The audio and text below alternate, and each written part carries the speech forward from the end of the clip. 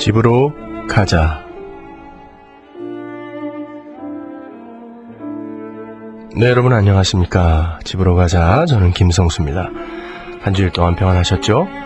네. 오늘은 제 아주 사랑하는 후배들의 찬양을 한 곡 먼저 들려드리고 이야기를 나누도록 하겠습니다. 제가 찬양 사역을 시작한 지 얼마 되지 않아서 아주 좋은 두 친구를 만났습니다. 우리 현중이와 재중이라는 두 형제가 분연히 찬양 사역을 하겠다고 빛과 소금이라는 이름을 지어가지고 와서 이제 복음방송에서 한국 극동방송이죠. 이제 같이 방송을 했던 적이 있어요. 그때부터 아주 이제 저희들은 친해져서 여러 군데 그 사역도 같이 다니고 했었어요. 그때 한 교회 집회에서 우리 현중이가 동생인 현중 형제가 저에게 와서 한껏 자랑을 하던 기억이 있습니다. 형, 나 기타 샀어요. 테일러 기타였는데 당시로서는 상당히 좋은 기타였습니다. 형 음반 녹음할 때 내가 이 기타 빌려줄게요 그러더라고요. 근데 저는 집에 그보다 더 좋은 기타 있었거든요 그때. 근데 나 너보다 더 좋은 기타 있어 그러면 상처받을까봐 그래 현중아 나중에 꼭 빌려줘. 그리고 여태까지 한 번도 안 빌렸었습니다.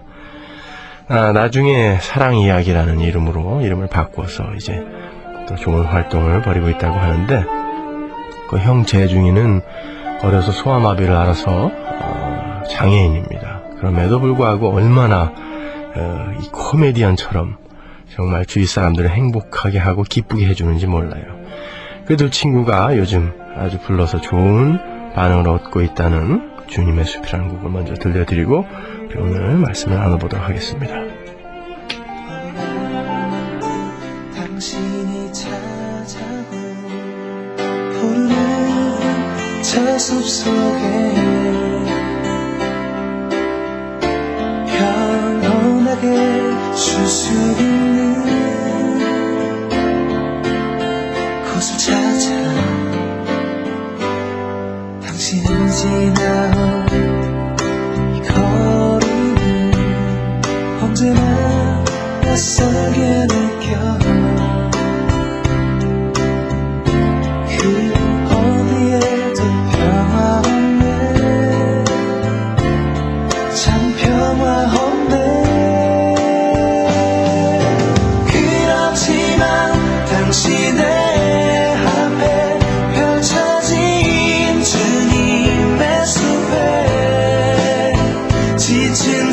당신이 찾아온다면 숲은 두 팔을 벌려 그렇게도 힘들어했던 당신의 지친 어깨가 이젠 쉬도록 편히 쉬도록 여기 주님의 숲에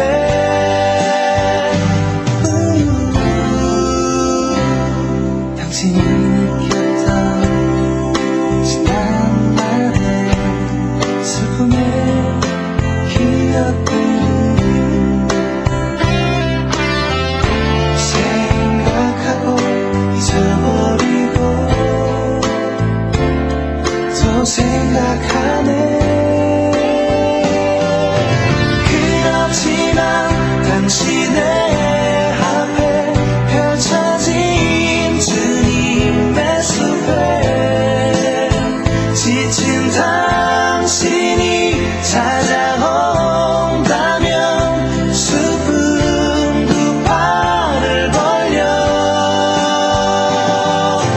그렇게도 힘들어했던 당신의 지친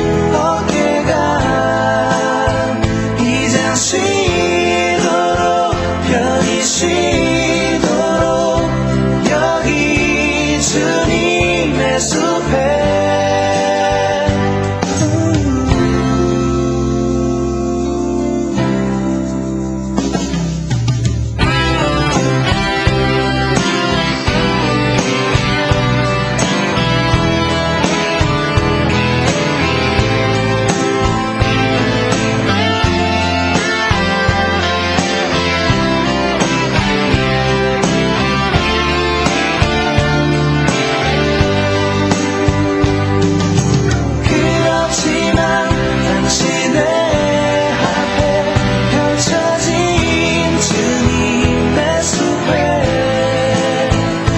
지친 당신이 찾아온다면 슬픈 두 팔을 벌려 그렇게도 힘들어했던 당신의 지친 어깨가 이젠 쉬도록 편히 쉬도록 여기 주님의 숲에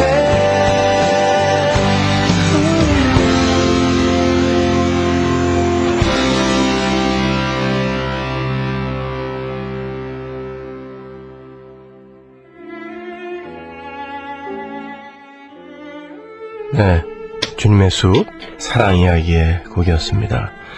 언젠가 이제 우리 청년부 토요 모임이 이제 생기게 되면 한번 모셔서, 이제 모셔야 되는군요.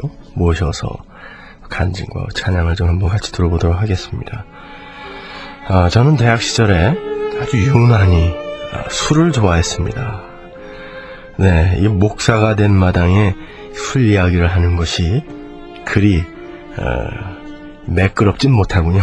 네. 저는 글 쓰는 선배들을 자주 만나서 밤을 패가며 당시 저희들이 존경하면서 읽고 있던 김수영이라든지 신동엽, 이 개그맨 신동엽 아닙니다. 네. 기형도, 천상병 이런 정말 외로운 천재들, 시인들이었던 그들을 이야기했고, 또 신현님이라든지 최영미 같은, 공지형 같은 당찬 신세대들을 찬미하기도 했습니다. 또 저에게는 음악을 하는 친구들이 참 많았습니다. 당시 우리는 그 디퍼플과 레드 제플린, 그리고 마크 노플러, 에릭 크랩튼 같은 그런 기타리스트들의 주종자리였습니다. 그들과 술잔을 기울이면서 그들의 음악을 밤새 듣곤 했죠. 또 저에게는 정치하는 선배들이 많았습니다. 그들은 저마다 민중을 위하느라 투쟁을 하느라 하면서 정작 술잔이 몇 순배 돌고 나면은 아주 지극히 이기적인 세상을 향한 투정을 해대던 참 나약한 사람들이었다라는 기억이 있습니다. 이렇게 만나는 사람들이 전부 술 마시기를 즐겨하는 사람들이라서 저는 쉽게 거기에 익숙해졌습니다. 아니, 좀 더 솔직히 말하면 그건 핑계였습니다. 정말 제가 밤마다 술을 마시고 잠자리에 들었던 이유는 불안감 때문이었습니다. 20년이 넘게 교회를 다니면서 그 많은 성경 공부와 제자 훈련을 받았고 그 많은 설교를 들었는데 이렇게 마음속에 끊임없이 죄에 대한 욕구가 솟구쳐 오르고 하늘에 눈을 두고 살겠다고 하면서 그렇게 수많은 기도를 드렸음에도 불구하고 여전히 세상을 향한 욕심이 내 속에 꽉 차 있는 것에 대한 불안함이었습니다. 그리고 지옥에 대한 불안함, 그리고 그리스도인의 양심으로 소외된 자들을 그냥 지나치는 것이 어찌 있을 법한 일인가 하면서 신림동 산동네에서 빈민운동을 하던 저에게 제가 진지하게 한번 물었던 적이 있습니다. 정말 너는 이들을 사랑하고 있는가? 하지만 거기에조차 저의 공명심이 더더욱 붙어있는 것을 확인하고 더더욱 저라는 존재에 대해 실망을 했던 터였습니다. 혹시 나는 구원을 받지 못한 사람이 아닐까? 그런 생각 정말 불안했죠. 당시 저는 서울 남서울교회 청년부 회장으로 있었고 남들이 보기에는 정말 신앙이 좋은 청년이었습니다. 저는 주일학교 또 중등부의 교사로 오랫동안 저희 학교 대학의 교수님들과 함께 교사로 봉사하던 그러한 아주 남들이 보기에는 훌륭한 신앙인이었지만 밤마다 전 하나님께 버림받은 사람일지 모른다는 불안감에 쫓겼습니다. 그래서 누군가를 만나서 그 불안감을 해소해야 했고 그 불안함을 잊어야 했습니다. 그때 나와 함께 해준 사람들이 글을 쓰는 선배들이었고 노래하는 친구들이었습니다. 그러다가 예수 그리스도를 이제 인격적으로 만났습니다. 아니, 더 정확히 말하자면 이미 내 안에 계셨던, 그래서 내 삶을 이끌어가고 계셨던 예수 그리스도를 확인하게 된 날이라고 해야 옳을 것입니다. 저는 신학교에 입학하기 위해 미국으로 왔습니다. 하루하루를 하나님의 은혜를 체험하며 보내고 있었습니다. 전도사가 되어서 처음 부임한 동부의 한 교회에서 수요예배 설교를 맡게 되었습니다. 일찌감치 설교 준비를 마쳐놓고 수요일을 기다렸습니다. 근데 당시 전 참 생활이 힘들었습니다. 미국에 올 때에 정말 무일푼으로 아이 셋과 아내와 함께 미국 땅에 내렸었기 때문에, 그리고 아이들은 어렸고 막내는 이제 갓난아기였습니다. 그 눈에 넣어도 아프지 않을 아이들에게 어떤 날은 먹을 것을 줄 수 없을 정도였습니다. 저는 자주 하나님을 원망했죠. 하나님, 이렇게 하나님의 일을 하겠다고 모든 것 포기하고 일어난 제게 이 정도 문제도 해결 안 해주시면 어떡합니까? 그리고 이 미국 땅에 와서 거지처럼 푸스탬프나 받아서 살아가는 걸 보면 제가 아는 친구나 선배들이 절더러 하나님을 위해 일한다고 하더니 꼴 좋다고 조롱하지 않겠습니까? 그러면 하나님은 무슨 망신입니까? 저는 굶어도 괜찮지만 아내와 아이들은 좀 생각해 주세요, 하나님. 수요예배 설교를 하기 바로 전날 화요일이었습니다. 저는 동네 마켓에 들어가서 이기지 못하고 캔맥주를 하나 샀어요. 그거를 잠바 안에 얼른 집어넣습니다. 그 순간 가슴이 막 쿵쾅쿵쾅 뛰기 시작했어요. 그리고는 차를 몰고 얼른 저 아주사 산 꼭대기로 올라갔습니다. 아주 먼 거리를 달린 것 같아요. 주위에 아무도 없는 것을 확인하고 한 입에 그걸 다 털어놓습니다. 예전엔 뭐 말술을 마시던 사람이었기 때문에 그 정도야 뭐 음료수다라고 생각을 했었는데, 오랜 시간 마시지 않았던 술이라 그런지 금방 몸이 힘들어졌습니다. 그리고 하늘을 한번 보고 중얼거렸죠. 하나님, 이래도 여전히 제 힘든 상황은 달라진 게 없네요. 하나님, 어떻게 해야 내 상황을 이길 수 있겠습니까? 하나님, 저 좀 도와주십시오. 그리고는 한참을 그 산꼭대기에 있다가 내려갔습니다. 다음날 수요예배 설교를 하러 단에 올라갔습니다. 설교 원고를 가지고 올라와 섰는데 마음에 자꾸 어제 일이 걸렸습니다. 하나님의 말씀은 소망의 말씀이고 감사와 감격이 전해져야 하는데, 이렇게 패배자의 모습으로 힘겨워하면서 거짓으로 전할 수는 없겠다 싶었습니다.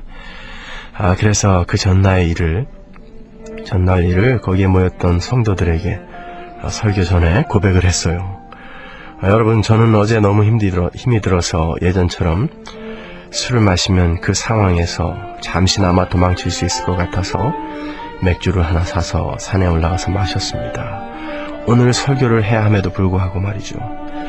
제가 맥주를 하나 마신 것이 하나님과 저의 관계에 무슨 큰 영향을 미치겠습니까만, 하나님의 부르심이 있었을 때 저는 하나님과 약속한 것이 있었습니다. 그래서 가슴이 아픕니다.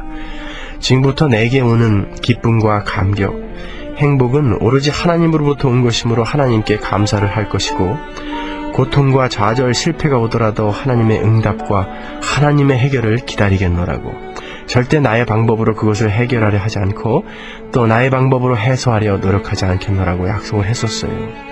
하지만 전 어제 그 약속을 지키지 못했고 술을 마셨습니다. 그래도 여전히 상황은 나아지지 않았고 오히려 죄책감만 이렇게 듭니다. 여러분, 이 시간 저를 위해서 함께 기도해 주십시오. 그리고 저를 용서해 주십시오. 이렇게 이야기를 하고 난 직후에 울음이 터져 나왔어요. 그리고 이런 생각이 들었습니다. 그 눈물이 터져 나와서 울면서 난 도대체 하나님을 어디까지 신뢰하고 있는가? 내가 정말 하나님을 신뢰하고 있기는 있는가? 하나님이 나의 삶을 이끌어간다는 것을 믿고는 있는가? 아니, 난 그 순간 그리스도인이 세상에서 받아야 한다는 그 환난을 절대로 제 힘으로 견뎌낼 수 없는 자임을 확인했습니다. 그리고 그 자리에서 완전히 하나님께 항복을 했습니다. 그리고 이렇게 고백했죠. 하나님, 저는 하나님께서 제 인생을 하나님이 원하시는 그 장성한 그리스도의 분량까지, 그 거룩을 이루어내시는 데까지 하나님이 끌어가시는 데에 단 1%도 보탤 수 없는 인간입니다. 부디 저를 불쌍히 여겨주시고 끝까지 버리지 마시고 이끌어가 주십시오. 저를 도와주십시오. 불쌍히 여겨주십시오. 그렇게 계속 기도를 드렸습니다.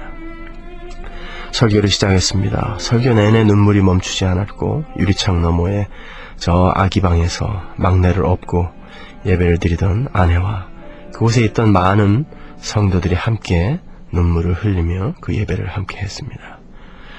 여러분은 어떠십니까? 하나님을 어디까지 신뢰하고 있으십니까?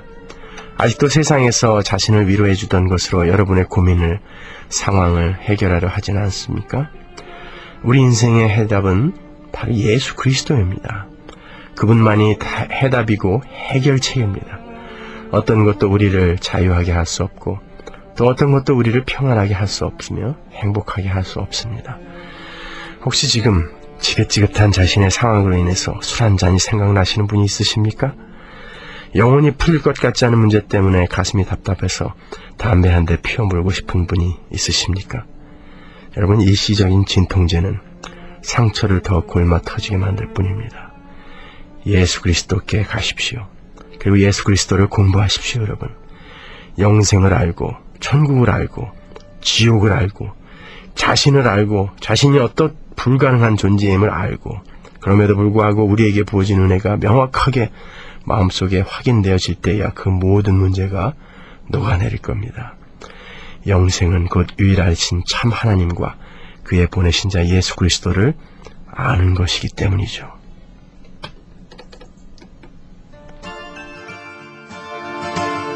자유하십시오, 여러분.